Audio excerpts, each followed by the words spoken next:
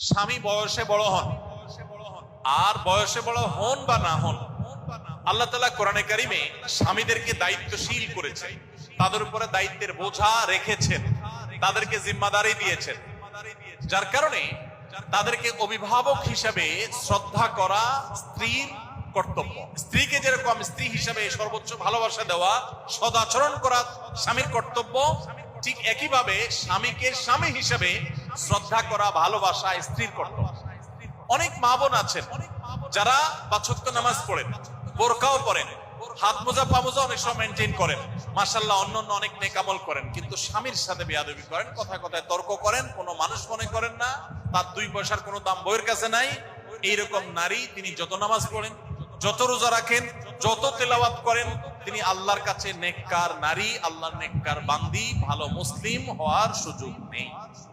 কারণ আপনার জন্য একটা অ্যাসিড টেস্ট বলতে পারেন, অগ্নি পরীক্ষা বলতে পারেন আপনার স্বামী।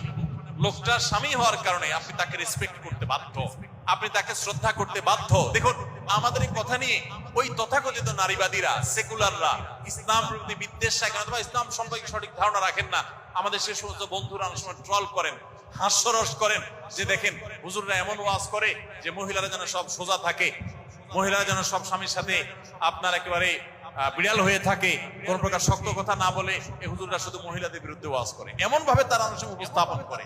তাদের এই ভুল উপস্থাপনটা, এটা আমাদের বোনরা তখন বুঝতে পারেন যখন সব হারিয়ে ফেলে।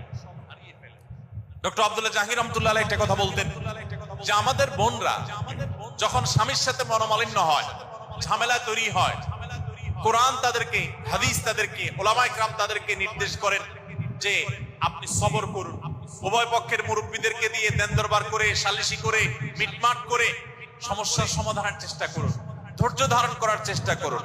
একান্ত এর উপায় হলে তো বিচ্ছেদের পথ আছেই শেষ ভরসা, কিন্তু তার আগের স্টেপগুলো আপনি একটা একটা করে অবলম্বন করুন। ইসলাম সেটা বলে, এমনকি পুরুষদেরকেও কোরআন পরিষ্কার করে বলেছে যে যদি মনোমালিন্য হয় স্বামী স্ত্রীর মধ্যে, 4টি স্টেপের কথা আল্লাহ বলেছেন, এই স্টেপগুলো একটা একটা করে যাওয়া হবে, না গেলে শেষে এসে বিচ্ছেদের পথে যেতে হবে, শুরুতে বিচ্ছেদের দিকে যাওয়া যাবে না।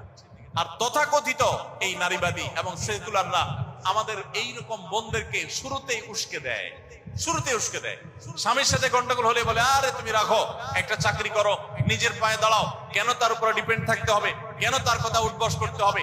ফুসলে আমার এই বোনটাকে উস্কে দেয়।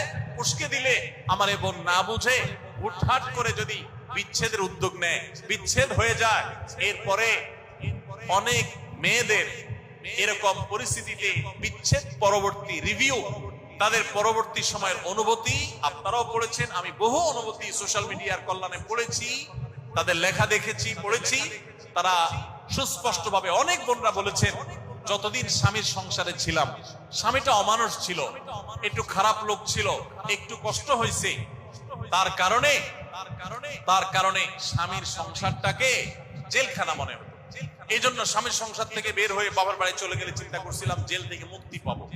বাপের বাড়িতে আসার পরে দেখি বিবাহিত মেয়েরা স্বামীর সংসার থেকে তালাকের পর বাপের বাড়িতে আসলে আমাদের সামাজিক কুসংস্কারের কারণে ওই মেয়েদের প্রতি দুরাচরণ করা হয়, সেটা আরেক খারাপ কাজ, সেটা সমালোচনা আমরা করছি। কিন্তু বাস্তবতা হলো বাপের কাছে, মায়ের কাছে, ভাই বোনের কাছে, প্রতিবেশীর কাছে এই মেয়ের কোনো দাম থাকে না। তখন খুব বাজে একটা অবস্থা তৈরি হয়, বাপের বাড়িতে নিজে বোঝা হয়ে যায়। তখন ওই বোন উপলব্ধি করেন, অনুভব করেন যে স্বামীর সংসারে ছিলাম জেলখানায়, এখন